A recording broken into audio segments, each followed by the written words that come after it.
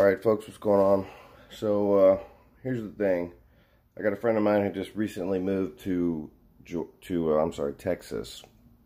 And he's just now getting into bass fishing, so I'm just going to do this quick video, go over a few things for him. This YouTube account will also be linked to my my fishing apps that I use, so some of you people will probably see this. This really doesn't apply to a lot of people. This is more of beginner stuff. So here we go. All right, Jacob, this one is for you. So first thing I'm going to do is I'm going to demonstrate one of the knots that I prefer to use. It's pretty stout knot, works very well for everything. The only thing I've ever really noticed with it is it does tend to slip if you use lightweight mono. So but if you're using 10-15 pound, generally the line will break before this knot either slips or the knot unties or breaks itself. So here we go. So Palomar knot. I'm not using a hook. I'm just going to use, I just made a big loop, and I'm going to use some fly fishing floating line because it's bright white and it's big. So here we go. So what you'll do, this will be your main line. This will be what your terminal gear is attached to, goes through your rod and into your reel. So you'll take the end where you're going to fix your hook to, you'll pull a loop, just basically flat, fold it over, pull it to where the line is doubled over. That line will go through the eyelet of the hook, pull it through, so it's through the eye of the hook, and you will be, basically the hook will be hanging off of both lines. Then you will tie a half hitch with both of the lines, pull it to where the looped end is long enough to fit around the terminal gear that you're tying, whether it's just a plain hook, a larger bait, spinning bait, jig bait, whatever. This loop needs to be long enough to go over your terminal gear. Then you'll see, I went over it. Then you'll be left with the loop at this end and the doubled over piece like this.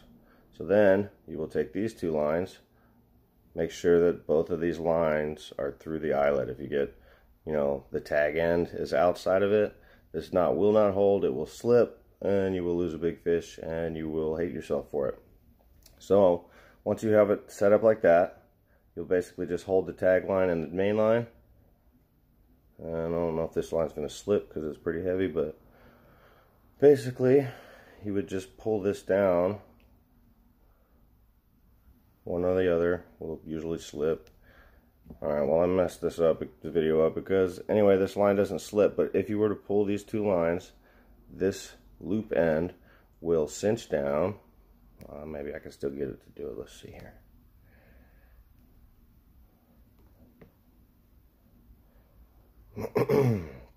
Yeah, so the loop end will cinch down onto the half hitch portion of the doubled over line.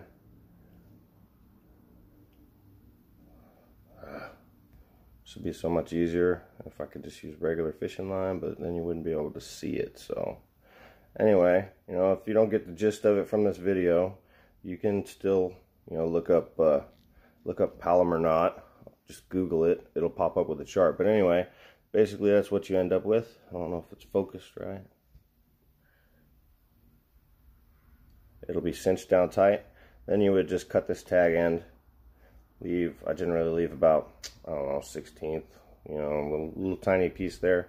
Cinch it down, make sure it's tight, give it a good quick tug, and that's your Palomar knot. So we're going to go over a few other things with you real quick. The next thing is going to be different gear. Basically, if you're just going to go for bass fishing down there right now in Texas, spring months, you got the spawn, so the waters are actually very active. It's really easy to get a defensive strike from any fish that are spawning or on beds already. So honestly, if you just find a bed and you pull anything through across the beds, any of the fish that are on a bed, the females, they will attack anything that comes near them. So you get basically just a predatory, or a defensive response, which and they will go for whatever your bait is. So a few of the things I'm going to go over real quick You got chatterbaits.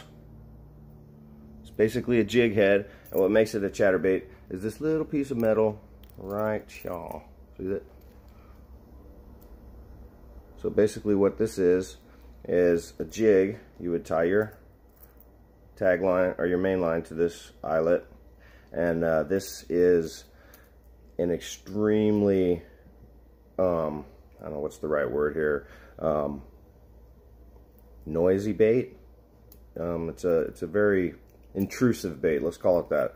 So basically, as you're pulling this through the water, you're going to feel an intense vibration and shaking in the tip of the fishing rod, because as this goes through the water, it creates extreme amounts of vibration. So if you were to say pull through bass beds with this bait, if there are bass on the bed that are, you know, either protecting, getting ready to spawn, or protecting eggs dropped that were recently dropped, whatever the situation is, this gets attention.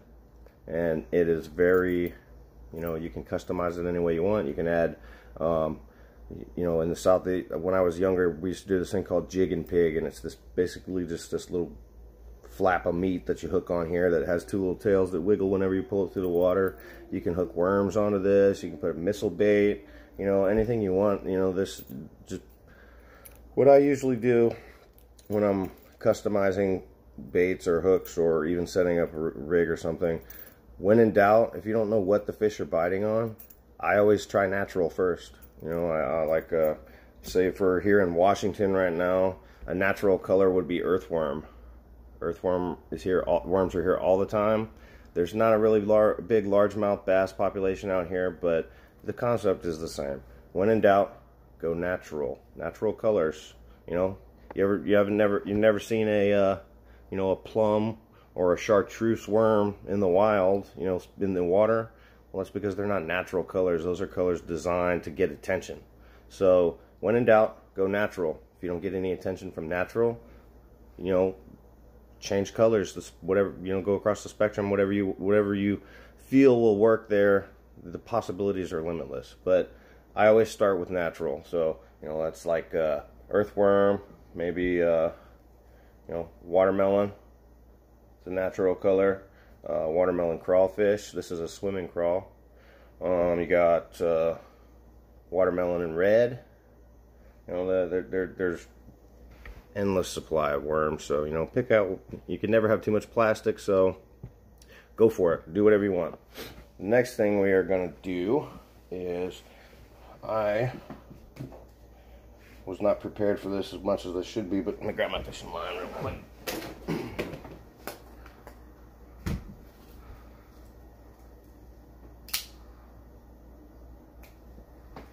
Alright, I'm going to show you how to tie up a neds rig. I mean, there are a million different names for this rig. It is basically a worm rig that some people, you know, everybody has their own name for it. Every state claims that they were somebody who lived there was the founder of this. You know, none of them know. It's all bull crap. I was told it's called Ned's rig when I was a kid, so I call it that. It's a worm rig. It's basically a jig setup with a sliding weight and a worm or a crawfish, some kind of soft plastic. So here's how it's going to go. You got your bullet weights. This is just a little tiny one here. You know, they come in various multitudes of weights, from, you know, ounces down to, you know, fractions of a gram, whatever. You know, just depends on the conditions, what depth you're trying to find, you know, or target, you know, where the fish are at, what the seasons are. You know, there's limitless possibilities. You know, experiment. Anyway, it's bullet weight. First thing you're going to do, you got your main line, smaller because you won't be able to see it as well, but anyway, this is your main line. So you're going to take the pointed end, will always point towards your fishing pole, away from your gear, because if you're going to pull through weeds or something like that, you don't want the fat end pointed up, because it's going to snag on everything. It's going to create water drag, resistance. It's going to make things feel weird. You know, it's going to, it could create an awkward action under the water. You know, so basically, the missile point, the tip, will go towards your pole, away from your gear. Probably should have grabbed some mono. This is braided heavy line, so anyway. Alright, so got my bullet weight on. And then, next thing you're going to want to do, there is a multitude of different hooks for plastics too. All of them act differently underwater. All of them can be used to create different effects underwater with different shapes or sizes and types of baits. You know, like tube grubs. You know, you got missile baits, very long, lots of tail action, so they make a lot of movement under the water. Wacky worms. This one is a specific wacky worm because it has the O-ring inside of it. You know, then just regular worms, swimming crawl, realistic crawl. You know, all this kind of stuff. There's millions of them. So basically, you got weedless hooks. Weedless hooks, there's a bunch of different kinds. Generally, they will have something that will basically secure the point. If the point is exposed outside of the plastic, then, you know, it can be a snag point or something. You know, if it brushes up against the log, it can hook into the log and now you're snagged. So this is a weedless. I use these for my wacky rigs, especially if I'm trying to drop through, you know, moss layers or hanging debris in the water, you know, overhanging trees and stuff. I will use a weedless hook for my wacky rigs. There is also offset hooks. They have little L on it, and then different offsets. There's different angles, different sizes. And then you have worm hooks with centering pins, like this one. That would go into the tip of the head of the worm. This would go down along the side and hook into the side. These are actually my preference. I've always used centering pins and worm hooks whenever I Ned rig. I do occasionally use offset hooks, like maybe if I'm doing a jerkbait rig with a minnow or something like that, or even sometimes I'll switch to these whenever I do just a general worm, regular worms or something. You know, sometimes you got to switch it up. Sometimes if something's not working for you, change it up, man. It could just be as simple as the color tone, you know, or the amount of weight, or the profile of your bait that could be stopping you from getting a bait. They just might not be interested in something that size or color. So switch it up, whatever. You got your regular hooks with an offset tip. I don't know if you can see it, but the tip is basically just kind of curved off to the side just a tiny bit. I generally use these ones if I'm fishing for sport fishing with live bait, like if I was at a lake and I'm searching for that monster largemouth and I've been catching bluegill all day. Hook this up, you know, tie a plastic water bottle up a couple feet up your line. Hook this right through the back of the bluegill. You know, keep them alive right around the dorsal fin. Throw it out there and see what happens. You know, that's generally what I use these type of hooks for, unless I'm catfishing or something like that. I don't like to use these for my wacky rigs or my other setups, because I tend to get hung up a lot more with them. And gear costs money, so you know what I'm saying? Conserve it every chance you get. You can get hooks with, you know, offset eyelet and weights already on them. I generally use these for swimming plastics, like if I wanted to set up a rig that the head wobbles as it goes through the water. This is the type of thing you would use. There's hundreds of different types of these. Check them out, experiment with them, see what you want, what you like, what you're comfortable with, what works for you in your area. But just letting you know, your area is everything works, especially in the spring. You got jig heads, you know, all kinds of stuff. So, all right, let's get back to this Neds rig. We have the bullet weight on there. So I'm just going to go ahead and grab one of these centering pins, hooks, small. There are very big ones, very small ones. There's multitudes of everything, man. So, all right, here we go. This would be your eyelet for your main line. This needs to stay free of your knot and not be tangled up, because you're going to need to use it. So I would hold that. Take your line, double it over just like we talked about. Alright, once that's hanging free, the doubled line goes through the eyelet, Pull enough of it through. Man, my fingers aren't working like they used to. Working on cars, messing them up. Here we go. Alright, so we got that. I'm going to go ahead and do the Palomar.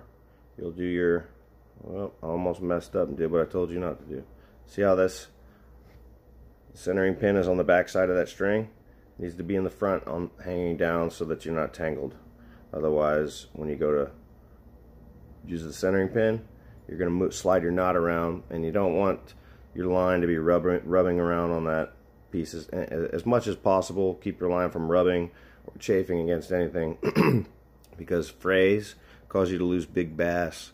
You don't want to get a 12, 13 pound bass up to the bank and then tink, snap your line. It's going to suck. Alright, so we got it doubled over, put through. We'll do the half hitch with the doubled line like we discussed earlier. Pull it down. Now you don't got to yank this down and be really tight with it because you're going to need it to slide. But like I said, make sure that the eyelet end is big enough to go over your terminal gear. Terminal gear is hooks, weights, things like that. You know, I keep saying terminal gear, but I didn't specify what that means. So here we go. It's going over the hook. Like we said before, make sure that both of the tag line and the main line are, you know, on the same side of the eyelet, through the eyelet. You don't want them one on the other side and one on this side because your knot will slip. So once you got that, grab your lines, pull them, and maybe you can see on this one, see the big eyelet shrinking. If it stops sliding, grab one of your lines, you know, one or the other. One of them will generally slip. If it's not slipping and tightening down, take it apart, do it again. You don't want your knot to be messed up. So, blink, just like that. Give it a quick tug. Come on, focus. Anyway, it's the Palomar. That is the knot that I use the most whenever I bass fish. It's quick to tie. Once you learn how to do it, you can change your gear like that. Just snip it off. You know, spin another one on there, cinch it down, cut the tag off, you're good to go. So anyway, that's the Palomar knot on the centering worm hook. So what I'm going to do, cut that tag line off, like I said, leave a little piece there.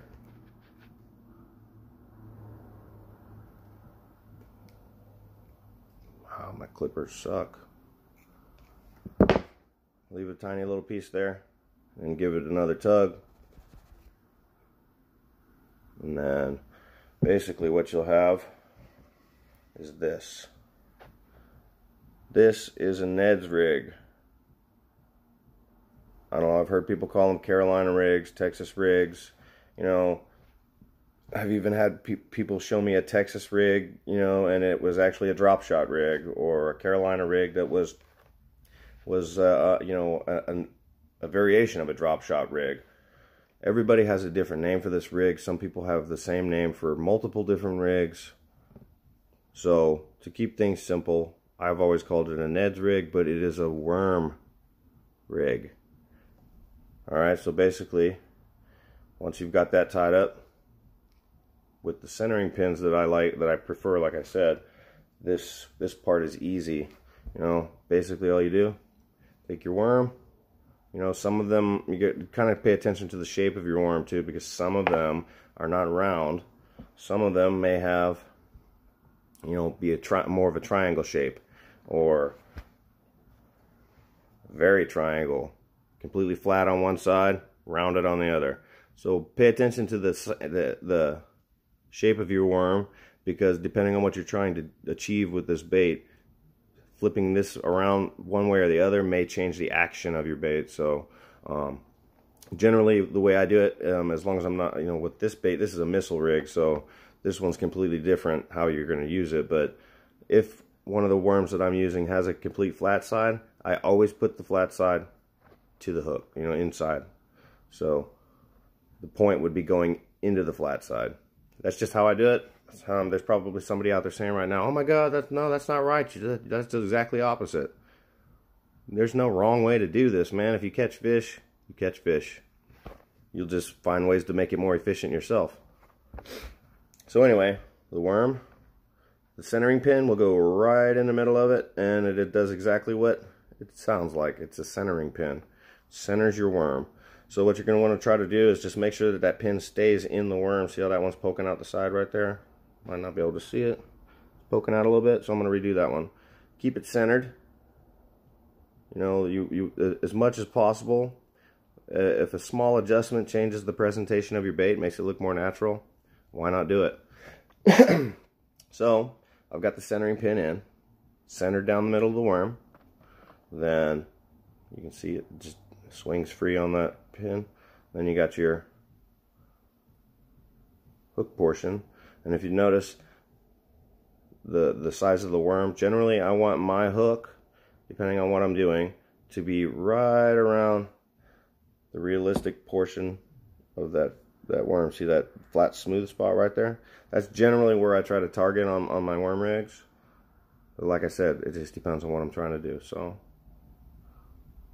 what you want to do is pull it down far enough to where you can get you probably can't barely see it, but you want this tip of this hook to be close to the edge, you know, almost be poking out, but not poking out, because like I said before, when the tip is exposed, it becomes a snag hazard. You know, it could hook into a log easy.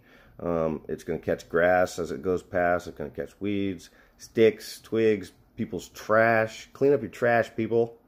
You know, fishing line, all that crap. It's gonna snag all that stuff, and all this stuff is just gonna, you know, water hazards, man. It's gonna slow your fishing down. And if you're dragging a 10-foot piece of monofilament with a plastic bag attached to it, you know, through the water, you're not gonna catch a fish on that, man. So anyway, that's the way it would go, just like that. And then the weight slides down. So basically what happens is when you work this through the water, you'd cast it out, you'd let it hit the bottom, and as it hits the bottom, it's going to go like this. You will develop a technique that you are comfortable with, but the gist of it is you would, you know, work tip of your rod, pop back a couple times real slow, sometimes pick it up and pop it a few times, and you're going to simulate a feeding worm or a fish, you know, whatever the case may be. It's going to go. This as you flick it, this weight's going to slide up a little bit, and then the weight's going to sink. The worm's going to, you know, like that. And then when you let it sink back to the bottom, it's going to go face down like this. And you know, as you do little movements, it's going to look like a worm that's, you know, going through the water, sticking its face down in the mud, eating something, then moving on and doing it again. So that is a worm rig, Ned's rig, you know, whatever you guys want to call it. It's all the same. So this rig is a tried and tested, true, always, I mean, if there's fish in the water that are eating, or bass anyway, this is going to be a very, very good candidate for getting those fish's, you know, those fish attention. So this is always a go-to. You know, every season this works. I catch them in the winter on this, you know, changing the size of your weights, you know, your technique, all of this, you can slow this down, speed it up, whatever you want to do, you know, whatever the case calls for. In the winter, you know, you would go a little slower, maybe be bigger profile so that's more flashy, a lot more action. Summertime, you can go big or small, you can go faster, you know, something with a giant tail like a missile. This is one of my summer setups. You know, I don't put a weight on it.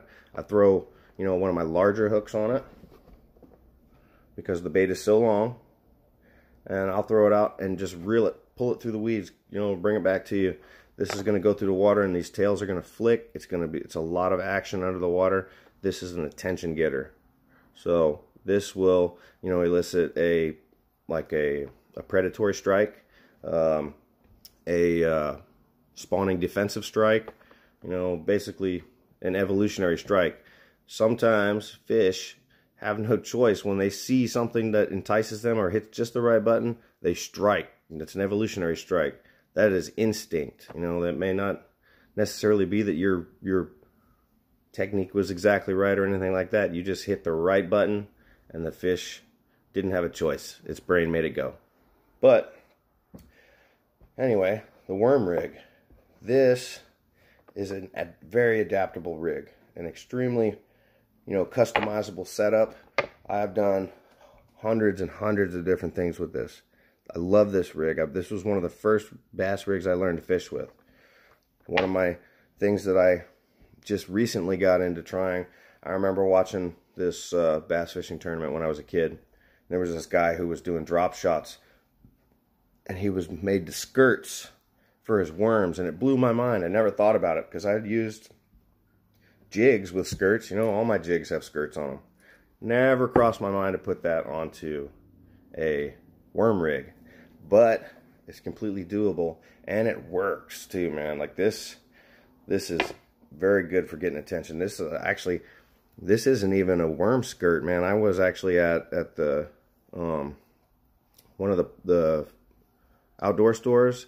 This is an insert for a squid rig for trolling behind boats in the ocean. You put this up inside a squid and you run your hooks and your lines through it, and it just is flashy, but it works. This is exactly what I want. I've actually had, my wife made me some out of beads. They work. Different colors, different sizes, different actions. So what you would do with this is the same way like the weight. See how the tip of this one is, it's cone shaped? Cone always goes towards the rod. So you would put your hook and your worm on that, however you want to set it up. Ned's rig, drop shot, Carolina rig, whatever. Different variations of the same technique. So you would tie up your hook, and I'm having trouble getting this through here, but come on, man. Sorry guys, this is my first YouTube video, so here we go. Let's try it again.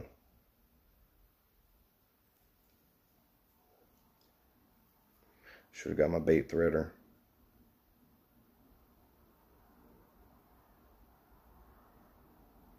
Alright, man, it's not going through. But anyway, so what you would do is you got your worm right here. Before you put, you would put your weight on your line first.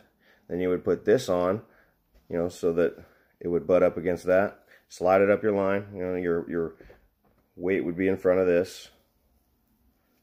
Like that.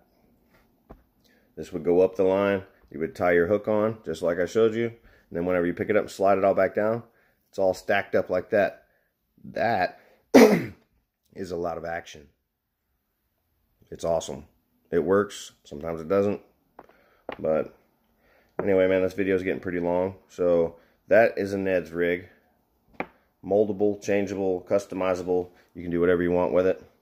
Combinations of plastics are endless. Colors are endless. Different setups. Tube grubs. You got your chatterbaits. Small jigs. You can add plastics to the jigs. Bigger jigs. You can add plastics, jig and pig. You can, put a worm on there. Put a realistic crawfish. Set it up right, because when these jigs go through the water and hit the bottom, they stand up.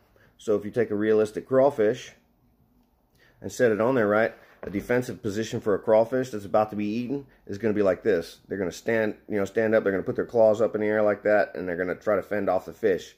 So you're realistically simulating a swimming crawfish trying to escape a predator with this. And whenever it stands up, boom, defensive position. That's realistic, man. That can elicit a strike right there. And jigs, some of them will come with these little, see these little loops right there? That is so you can put rattles in them. You can buy these rattles. You can actually buy just those loops so you can put it on any rig you want. You can put them on your worm rig if you want. You can get little individual rattles. If you were to listen to those rattles underneath the water, they actually sound very similar to crawfish whenever they swim. They make like a chink, chink, kind of a clinking noise, like as their armor plates scrape together. Some fish make specifically clicking and noises and stuff. Some jigs come with rattles in them already. These are clear ones. Some jigs come with more of a camouflage setup. These ones are black. Not going to say what brands they are because I'm not advertising for these people. Some of these rigs I don't like, some of them I do. So you got your crankbaits, various different size noses, do different action. This one would be a wide wobbling, more of like a troll. You know, if I was to be paddling out to my fishing spot in my canoe and I wanted to throw a white one in the water, this is a good one because it's very wide, long, swimming, slow action. So you can get deep diving. Generally, the deeper the angle of the bill, the deeper the dive. Endless possibilities. So, oh, don't forget about spinners. Got your spinners, different colors. You can even get spinner attachments that you can hook to, you know, a jig rig or a weighted hook. Different size bails or spoons, depending on who you ask what they're called. So basically that's just a basic tutorial, man.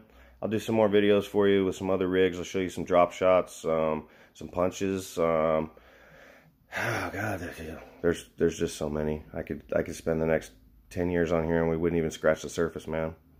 Basically, it is, you know, check your surroundings when you go into a new place to go fishing. Look around, man. See what kind of baits are out there. Is there a lot of frogs hopping around? Use a grass frog, you know, a top water bait, or an artificial frog. You know, you can use them on. And some of the artificial frogs you can even rig up like this on a neds rig.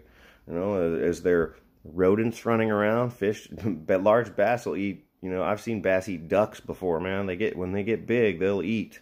You know. So just check your surroundings, man. If the water's full of crawfish, then they're probably going to be eating crawfish. You know, if they're full of little minnows, you know, maybe you want to use a realistic swimming bait or something. You know, just anyway, we'll go through some more stuff. I'll show you some other knots. There are some specific setups that Palomar knot's really not the best knot to go with, but it's just the basic gist of it right here. So, you know.